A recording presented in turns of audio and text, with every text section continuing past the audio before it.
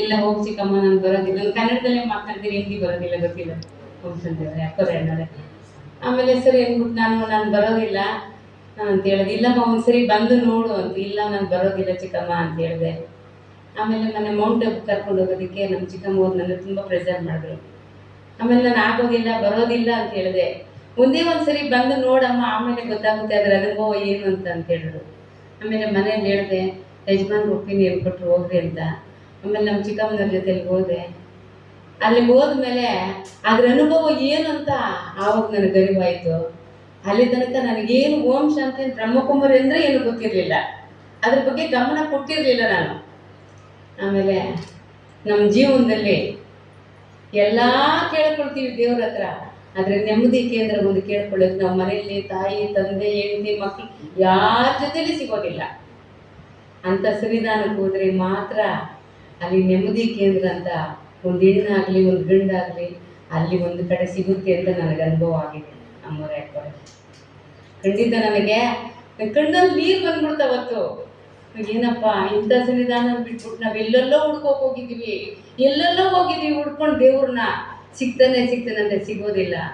ಆದರೆ ಆ ಕೇಂದ್ರದಲ್ಲಿ ನಾವು ಹಿಡ್ಕೋಬೇಕಂದ್ರೆ ಅಲ್ಲಿ ಸಿಗುತ್ತೆ ನಮಗೆ ನೆಮ್ಮದಿ. ದೇವರು ಎಲ್ಲಿದ್ದಾನೆ, ಯಾವ ರೂಪದಲ್ಲಿದ್ದಾನೆ, ನಾವು ಯಾವ ರೀತಿಲಿ ದೇವ್ರನ್ನ ನೆನ್ಕೋಬೇಕು, ಯಾವ ರೀತಿಯಲ್ಲಿ ಸ್ನಾನ ಪಡ್ಕೋಬೇಕು, ಅಲ್ಲಿಗೆ ಹೋದ್ರೆ ನಮ್ಗೇನಂತ ಅಲ್ಲಿ ಅರಿವಾಯ್ತು ಸರ್ ಗುರುಜಿಯವರೇ. ನನಗೆ ಇನ್ನೆಲ್ಲೂ ಸಿಗ್ಲಿಲ್ಲ, ನನಗೆ ತುಂಬ ಇಷ್ಟ ಆಯಿತು. ಆಮೇಲೆ ಅಷ್ಟು ದಿವಸ ಉಳ್ಕೊಂಡ್ವಿ. ನಮಗೆ ಟೀ ಕಾಸು ಕೊಡಿ, ನಮ್ಗೆ ಊಟಕ್ಕೆ ಕಾಸು ಕೊಡಿ. ಒಂದು ಟೀ ಅಂಗಡಿನಲ್ಲಿ ಕೇಳಿದ್ರೆ 10 ರೂಪಾಯಿ 20 ರೂಪಾಯಿ ಕೊಡಿ ಅಂತ ಕೇಳ್ತಾರೆ. ಆದರೆ ಅಲ್ಲಿ ನಿಮ್ಗೆ ಇಷ್ಟ ಬಂದಷ್ಟು ಟೀ ಕಾಫಿ ತಿಂಡಿ ಊಟ, ನಾವು ಮಲಗಕ್ಕೆ ಸ್ಥಳ, ನಮ್ಗಂಥ ಸನ್ನಿಧಾನದಲ್ಲಿ ಎಲ್ಲೂ ಸಿಗಲ್ಲ. ತಾಯಿಯ ಮನೇಲಿ ಸಹ ಸಿಗಲ್ಲ ನಮ್ಗಂಥ ಸ್ಥಾನ. ಅಷ್ಟು ನೆಮ್ಮದಿಯಾಗಿ ಸಿಗುತ್ತೆ.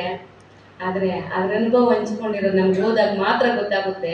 ಅಲ್ಲಿ ಹೋಗ್ತಿರೋ ನಾವು ಇಲ್ಲೇ ತಿಳ್ಕೊಂಡ್ರೆ ಖಂಡಿತ ಅದ್ರ ಅರಿವು ಗೊತ್ತಾಗೋದಿಲ್ಲ ಯಾರಿಗೂ ಅಷ್ಟೇ.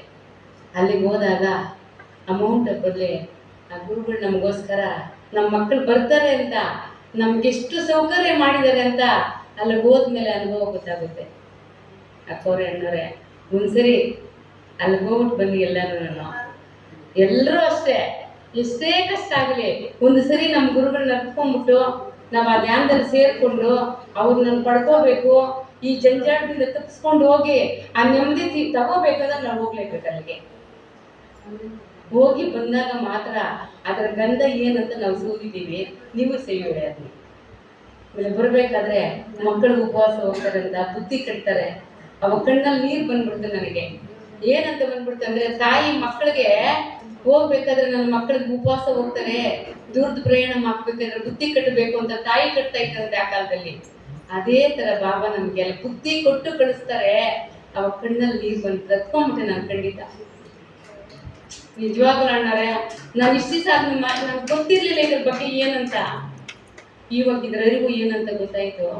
ನಾವೊಬ್ಬರು ಓಂ ಶಾಂತಿ ಬ್ರಹ್ಮಕುಮಾರ ಆಶ್ರಮಕ್ಕೆ ಸೇರಿದ ಮೇಲೆ ನಮ್ಮ ಮನೇಲಿ ನಮ್ಮ ಮಕ್ಕಳನ್ನ, ನಮ್ಮ ಮನೆಯವ್ರ ಪರಿವಾರನೇ ಎಳ್ಕೋಬೋದು. ಎಲ್ಲರೂ ಎಳ್ಕೊಂಡು ಪ್ರಶಾಂತವಾದ ಮನೆ ನೆಮ್ಮದಿ ಕೇಂದ್ರ ಅಂತೆ ನಾವೊಬ್ಬರಲ್ಲಿ ಸೇರಿದ್ಮೇಲೆ ಎಲ್ಲಾರನ್ನೂ ಕರ್ಕೊಂಡಾಗ ಅವಾಗ ಗೊತ್ತಾಗ್ತಾ ಇದೆ ಪರಿಸ್ಥಿತಿ ಏನಂತ. ಓಂ ಶಾಂತಿ.